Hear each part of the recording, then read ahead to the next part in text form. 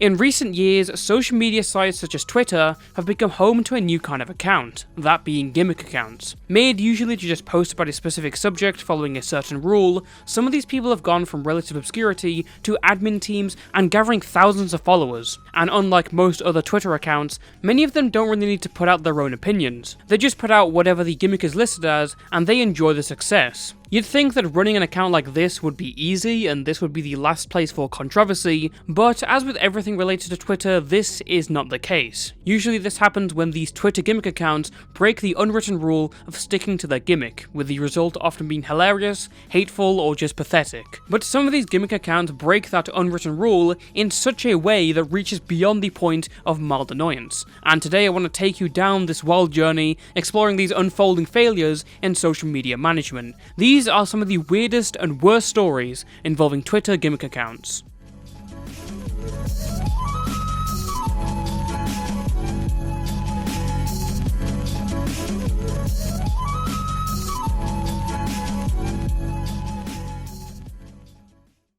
The internet has always had a thing with cringe culture, the idea of bullying certain people in fandoms because of their often strange, annoying, and degenerate behaviour.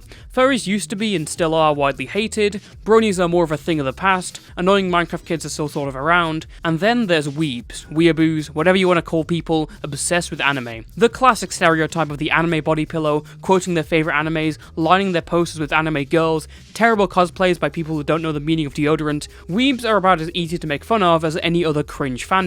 And it's not without reason. But considering anime has a much wider appeal than My Little Pony, for example, there's far more weebs, and they make far more media than most other fandoms. This is where weebs make the worst fucking memes and posts, commonly known by their handle @DaWorstMemes, comes in. Made in late June of 2021, DaWorstMemes was made an account to make fun of weeb-focused memes, as you can probably tell from the name. Although it wasn't particularly revolutionary in any way, people liked the account and liked shitting on the post, and by the end of 2021, it had grown to almost 10,000 followers. DaWorstMemes' real come-up only really began a few months after that, as the account gained new admins, started posting more regularly, and took a hard stance against lolicons, calling them pedos, the usual stuff. And this undoubtedly caused some controversy because of course it did. It's a lolicon debate on twitter.com, and this made the DaWorstMemes account explode in popularity, reaching a height of over 60,000 followers on Twitter. With an entire team of admins running it, this seemed like an account already destined to hit the higher echelons of gimmick account Twitter, and all of this off the hate and cringe culture directed towards weebs.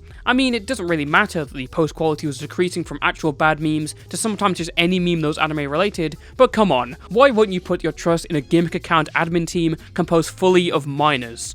Yes, you have already guessed where this is going. On April 23rd, 2022, DaWorstMemes announced they would be bringing in a new person to their Twitter posting admin team, a 15-year-old autistic trans furry who went under the name of Jade, with the handle Luna_IRL. And at a surface level look, this person seemed pretty normal, as normal as he can be, with loads of tweets every single day. But if there's one thing I've learned about lolicons, it's that they are fiercely protective of their animated child brides, and any anti-lolicon statement will set them off digging into the poster's history. With Luna being the newest mod of a dedicated anti-lolicon account, they quickly dug into her tweets, looking for anything, and what they eventually found was wild. In a quote tweet replying to a friend listing down a bunch of facts about them, Luna replied saying, "Please don't ask what Aftermath at Wendy's is. What is it? See, I used to make money off of horny Redditors by making fart videos.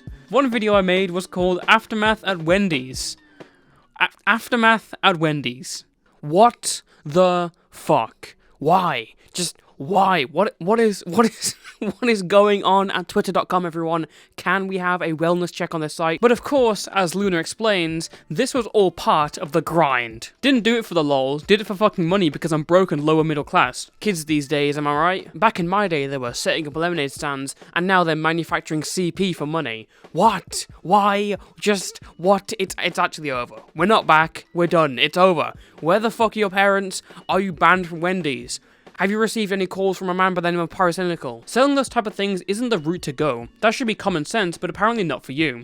Bitch, I can't get a job because my town doesn't allow me to get a job until I'm 16. A second thing is that my town is extremely conservative and probably won't even fucking let me in because I'm trans. And here I was at 15, also being broke and bordering poverty, yet I never had the idea to start up the old Reddit videos. After being called out by some of the lolicons who found these old tweets, Luna would respond by changing a story, from the grinds that she was on to a more righteous and heroic path. Let me tell the truth of this shit that I was too scared to actually say. I claim to send far videos to creeps and pedos, and what I would do is they would give me money, and I would just fucking scam them by giving nothing but a black screen. Alright, so you were taking the Mama Max route. I sent him a picture of my ass. Engaging with pedophiles is not okay, especially if you don't report them in their behavior. Even if you didn't give shit, which I don't believe and people have the right to not believe you, it's still not okay. Do not do that or inspire other kids to do that. I did report it to the police. How did you keep making the fake CP thing then? Genuine, usually the police would know that and stop you from doing that. They have, and that's why I fucking stopped 7 fucking months ago. Dude, imagine the police coming to your fucking door about aftermath at Wendy's. Oh my god, this is...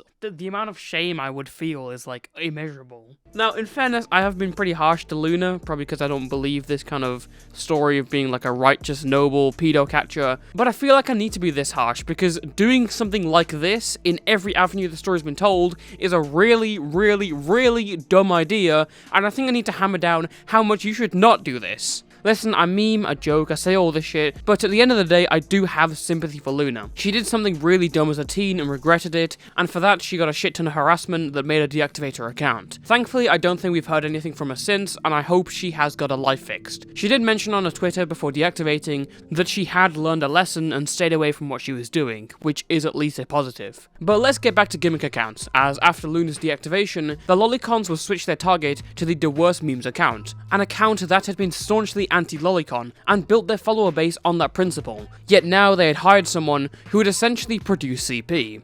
Not a good look, but as weird as the details of this was, this shouldn't have been a particularly big threat to the DaWorstMemes account. Any competent adult in charge could have probably just dealt with this easily, saying that this person was only there for a mere couple of days, this person clearly needed some help, and the Gimmick team failed to do a background check, which they would do in future. But the keyword there is competent adult. As you remember, this is a Gimmick account run by a group of teens, and so the result of some genuine pushback that should have been shrugged off was instead a total and chaotic meltdown, all being seen by 60,000 followers. Immediately there was infighting among the owners. Some of them left whilst others were kicked. One of the owners, clearly being a bit of a hard-R superstar, sent this DM. Gimmick account's out of context too. You are a, hey, can someone call him the hard-R? Another owner took the time to post lolliporn, again to an account of 60,000 followers. And this anarchic period would only end after a couple of days, with the account being seized by a couple of owners, who said, "This account has been seized. We weren't hacked, we just hate the account and the head owner of this account. Dude treated his account like it was a job and said it was part of his empire. Could say some more things, but maybe I'll save it for later." This would not be the end of the shit show, as 1,000 tweets were later deleted from the account, which had already lost 2,000 followers over the last few days, and then the account was deactivated. It would only come alive a month later, coming back under new management and attempting to carry on as usual. But this wouldn't stop the ruined reputation and constant follower bleed, and the nail in the coffin for DaWorstMemes came on June 14th, 2022,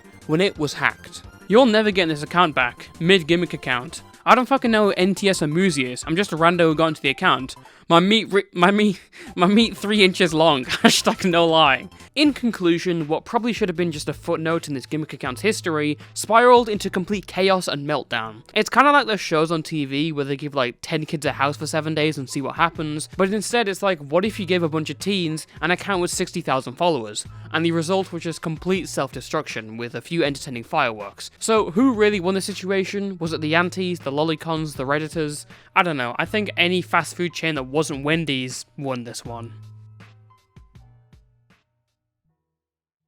One sector of Twitter that can be counted as Gimmick accounts is ODT Twitter, or Of The Day Twitter. This is an online community consisting of accounts who are specifically listed as something of the day, usually posting someone who corresponds to their said gimmick. For example, curly hair of the day, weirdo of the day, big forehead of the day. You get the idea. ToothpasteAntis of the Day was once just another of these Gimmick accounts, except instead of posting characters who are or support something, they posted characters against something, and their gimmick target was the toothpaste flag, a flag used to represent gay men, which has become controversial in the LGBT community for various reasons. You can look them up for yourself if you want, but listen, flag discourse is not what we're here for. In August 2021, the ToothpasteAntis account was made and started a rise through the OTD community through the rest of the year, with the person behind the account being a user known as Leo. The account did its thing and ran everything fine, but Leo was also oddly personal when posting. During one tweet, they openly discussed their objectophilia, which is when someone experiences emotional, romantic, and/or sexual feelings towards inanimate objects. By January 2022, the ToothpasteAntis account had accumulated around 1,600 followers and gained 2 other admins, which was pretty standard for an account that had only existed for around 4 months.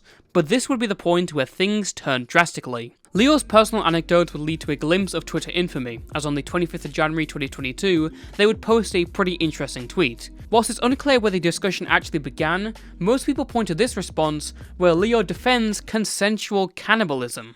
Wait, do you for real support cannibalism with consent? Genuine question. Yes, I do, but no self-harm or intentional harm should be in place to obtain the meat. Me going back in time to stop the guy who said it was wrong to eat people if the person wanted to be eaten after death. As much as it seemed like this was just an elaborate troll, all signs seemed to point to it not being so. Leo would tweet tons of replies totally seriously and tried to bring up actual points to justify their opinion. So basically, you are okay with consented murder? What are you trying to say right now? That you're basically okay with cannibalism? Consented or not? That's still murder and can literally fuck you up. What?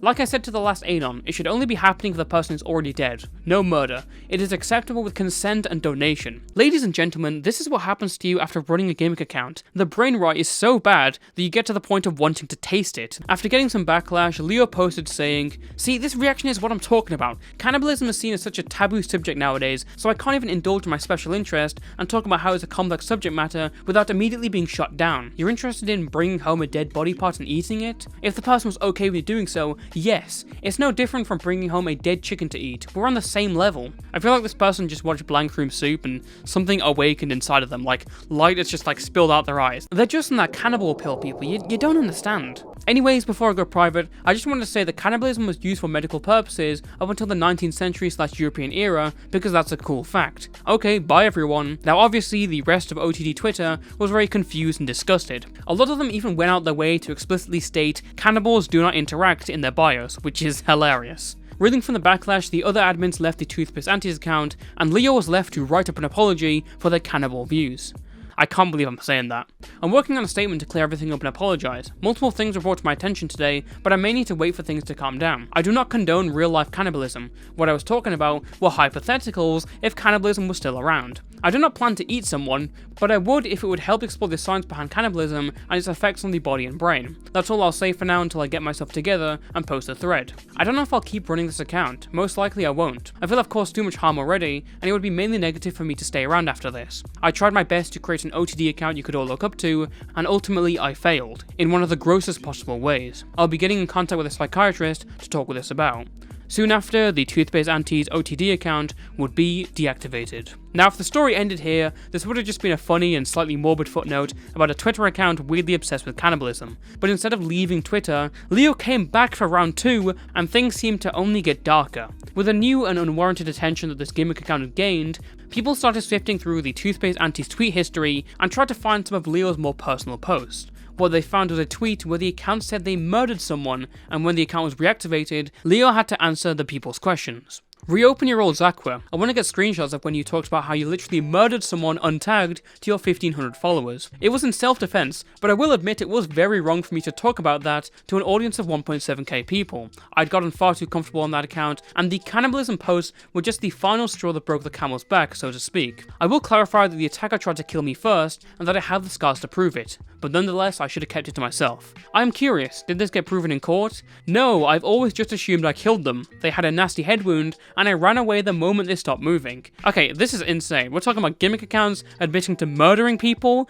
whilst the police and courts were not involved. What is going on? Now, in fairness, this wasn't self-defense according to ToothpasteAntis. As soon as people on Twitter saw these tweets, many people came out and called them a murderer, which is unfair considering what we're being told. But they probably might have taken a nibble out of that head wound, who knows. ToothpasteAntis would deactivate for good soon after this post, and whilst most people believe their admissions, others, such as yourself, may still think this was an elaborate and intricate troll, or just an edgy kid. And I would agree with you, except for the fact that Leo came back to Twitter again, this time under the account name of drastic ventures. This time, instead of focusing on the toothpaste flag or a cooked foot, Leo's gimmick was now focused around Fortnite. Eventually, they would reveal themselves in March 2022 with a thread explanation, saying that they had talked to a therapist and the two of them had started working on their cannibal issue. They also clarified that their return to Twitter as ToothpasteAntis was not actually them, but it was a friend that was trusted to put out the fire that had been started. However, this friend mistakenly said that the police hadn't been involved, when in fact police and local law enforcement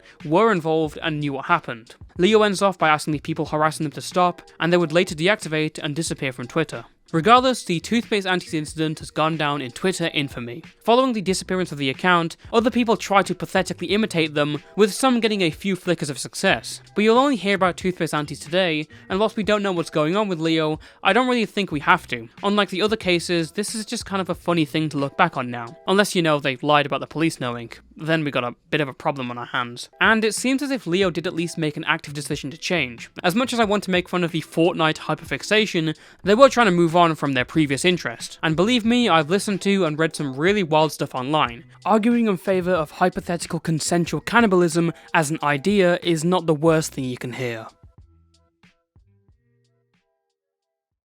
Known in real life as Brett and known online previously as FierceGamerBG, TheReplySeeker was once just another Twitter user and self-described passionate gamer for around 4 years, before he made his most popular account in June 2021. The ReplySeeker account was made for the simple purpose of replying to anyone calling something cool or cringe. For the people who followed him, it was a nice way to lighten your timeline, as this person just popped up, posted something nice, and asked you for memes. And given that he was able to balance the novelty of gimmick accounts with his personality, that meant that he got popular pretty quickly. In 2 months, the ReplySeeker had meteorically risen to around 13,000 followers on Twitter, and had built up a community for himself, getting a pretty good number of likes per tweet. I mean, this was a Twitter account that was getting fan art and millions of impressions. The ReplySeeker had turned into a bit of a Twitter gimmick account celebrity, as sad as that sounds. But as his account got bigger, some people noticed how sensitive this guy was. After all, if you spend 16 hours a day on Twitter, you're gonna see what everyone is saying about you.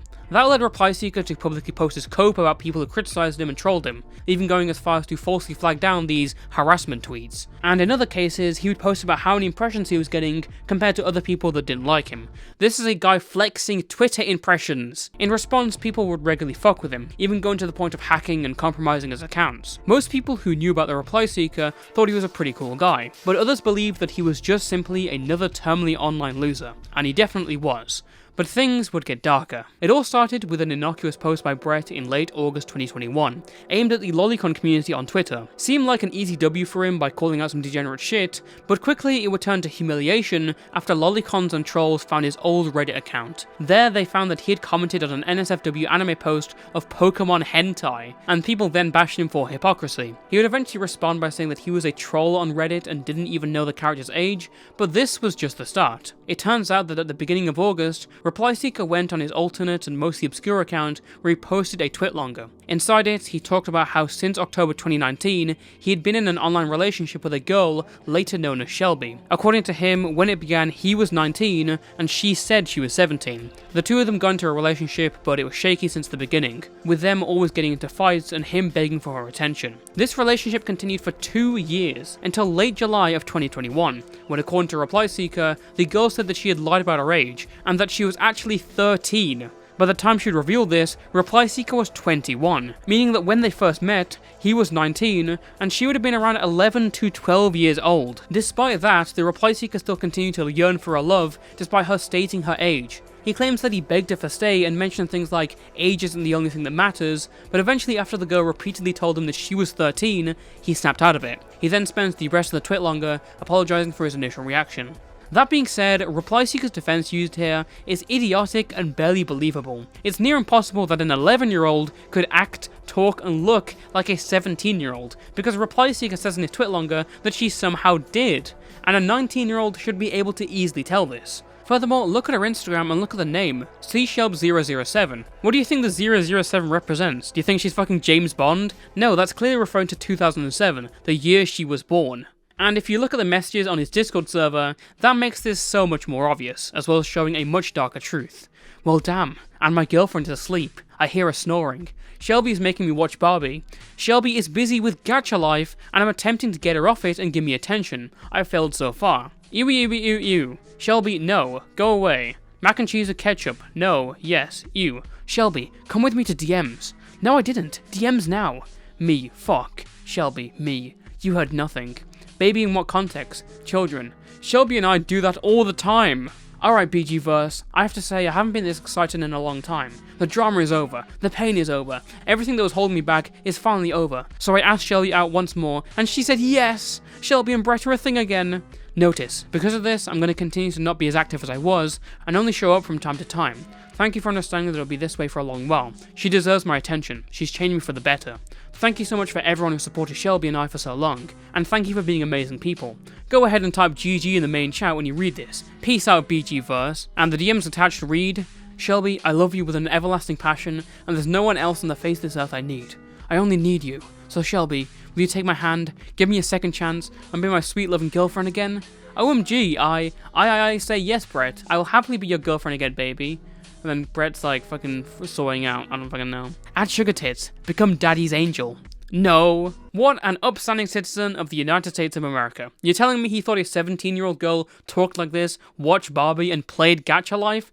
Get out of here, child seeker. Despite ReplySeeker's popularity, no one had noticed this until he got into the Pokemon hentai controversy, and when it was brought up, he had to solemnly confirm it on his Twitter page. Yes, this is a real twitlonger. Yes, I take full responsibility for not verifying properly. I feel utterly guilty of the things that happened, and the only reason I came out is because I wanted to be honest. I'm sorry. This was something that shocked many, causing them to talk about it and getting ReplySeeker's name into the trending tab. Following this, one of ReplySeeker's orbiters, the Seeker Replyer, published a Twitter DM conversation he had with ReplySeeker.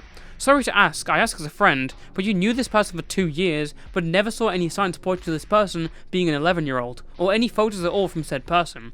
I've seen them, she didn't look young. I also heard her voice, she sounded older than me at times. An 11-year-old? She was 12 about to be 13, she's currently 13 about to turn 14. Them saying she was 11 is a load of BS. Starting to sound like this meme at this point. Not meant like that. She looked older than what she was, that's what I'm saying. Again, this is yet more bullshit. So this girl was 12 in October 2019 and was about to turn 13. Let's say she turned 13 like a month or two after. How can she still be 13 over a year later? Did she skip her birthday in 2020 or something? She has to have been 11 in 2019 to be 13 in 2021 because that's literally basic math. It's so clear this is just a fucking lie. And this relationship you had with this preteen/teen was purely platonic, with no sexual intent or anything. I can confirm that no sexual shit happened at all. It was only a relationship, it went no further, no sex talk, no nothing. Yeah, considering the messages he sent on Discord, I'm gonna press X to doubt on that. The next day, ReplySeeker would post a final response clearing the air. Inside it, he said that the girl and him are not dating anymore, she has a boyfriend her age, they didn't engage in any sexual interactions at all, he was now getting therapy sessions for this, and apparently he hasn't even been able to confirm if the ages given were legit, which is a really weird point to make, considering that just a few lines up, he was confident in the fact that the girl was dating someone her own age. How the fuck do you know she's dating someone her own age if you don't even know what her age is? This may just be the worst attempt at lying I think I've ever seen online. And with that twitlonger, ReplySeeker would write his last message to the public. And finally, no, I don't intend to return to Twitter. There's a mass amount of people that want me to just vanish from the internet, so I do not see a reason in staying, even after all I've said. I acknowledge that I was in the wrong for not verifying properly, and I acknowledge I should have known and done better. I realise this, but what I won't stick for is the amount of misinformation that went into the situation. I hope I answered everything I needed to, so I'm done responding. Farewell. With that, Brett would never use the ReplySeeker account again. He managed to keep uploading on YouTube under the Fierce Gamer BG name until December 2021, and he would continue posting on his Reddit Gooner account until around the same time. The last time he was cited online was on a Fortnite stream with someone else in October 2022, and since then he's completely vanished. Unlike ToothpasteAntis, ReplySeeker didn't leave a legacy and never had a legacy to leave behind. From the beginning, this guy was a sad loser, a background character in other people's tweets, a literal modern day reply girl, and he just turned out to be a sick fuck. There's a 1% chance he could possibly be innocent and a victim of unlikely circumstance, but I personally doubt it, and I doubt he'll be coming back to Twitter anytime soon.